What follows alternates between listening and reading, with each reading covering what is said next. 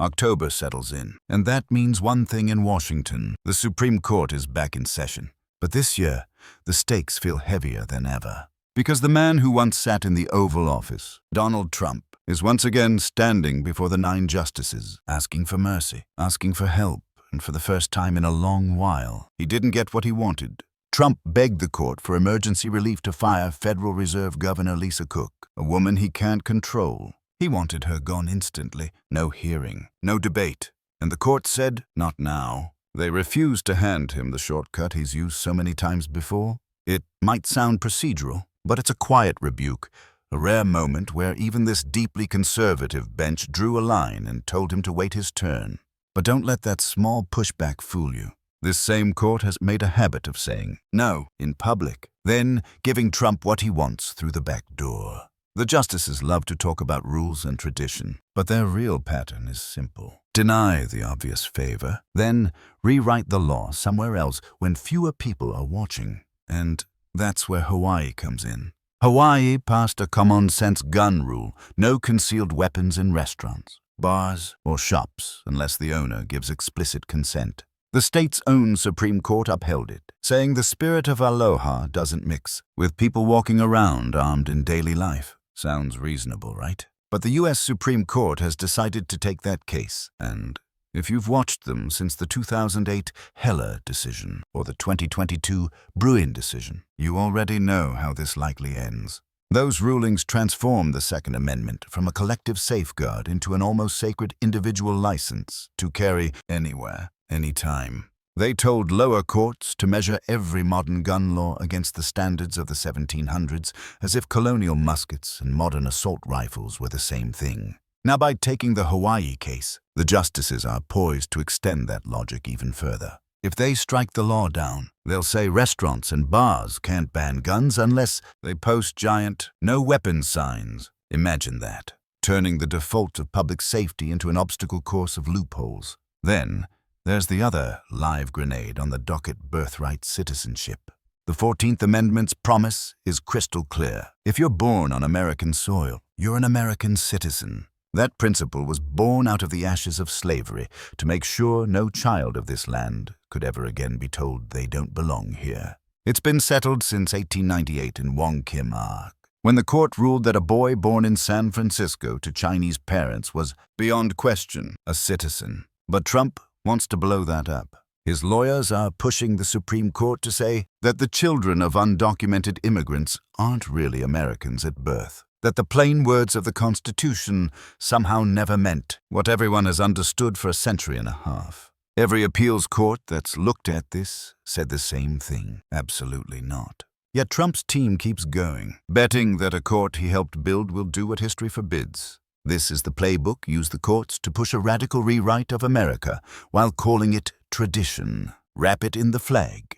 Pretend it's about original intent. And while the headlines focus on his trials and rallies, the real transformation happens, one opinion, one midnight order at a time. You've probably heard the phrase shadowdocket. That's the court's secret weapon, emergency rulings issued with little explanation, often in the middle of the night, that reshape policy before anyone can react. It's supposed to be for true emergencies, but under this court, it's become a fast track for ideology.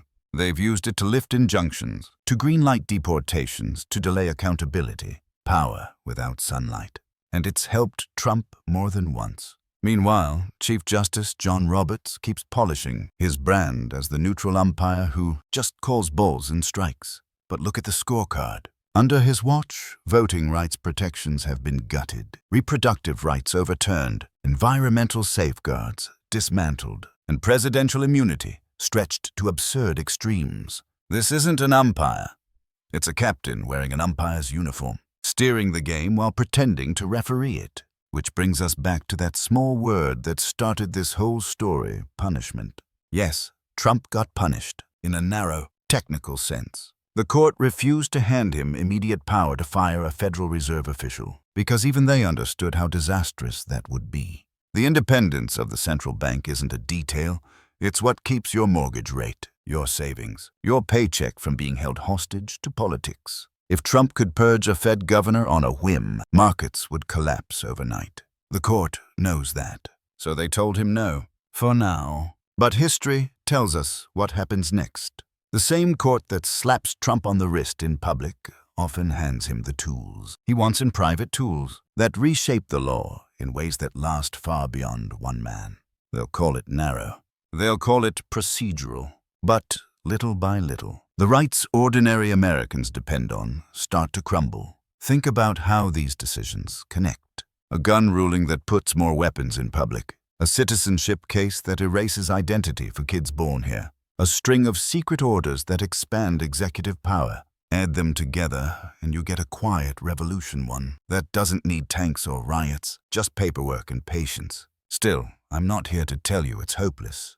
Courts aren't weather, they're people, and people respond to pressure, to light, to attention. When the public watches, when the media shows up, when citizens ask questions, even powerful judges remember they're being seen. That's why the court made Trump's firing request go through normal arguments instead of rubber stamping it in secret. Because legitimacy is the one currency they can't print. So here's what matters next. Watch the Hawaii case. If the court treats the Wild West as the model for modern safety, speak out. Say clearly that private owners have a right to decide what enters their space. Watch the birthright case. If they try to carve exceptions into the 14th Amendment, remember why that amendment was written in the first place, to guarantee equality of belonging. And watch every emergency order that crosses the docket. Demand explanations. Demand votes on the record. Because democracy dies when the reasoning disappears. You don't need a law degree to see what's happening. You just need to notice the pattern. A court that pretends to stand above politics while quietly reshaping the country in one direction. A former president who keeps asking for special treatment, one favor at a time. And a public that has the power to say no if it stays awake. So, here's the truth. Trump got a small punishment today. He didn't get the relief he wanted.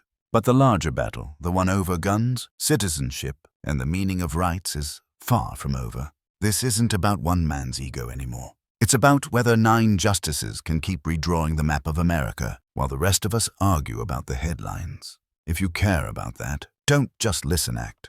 Read the cases. Share this story. Ask your representatives where they stand on real court reform, on ethics rules, on term limits, on expanding a bench that no longer reflects the country it governs.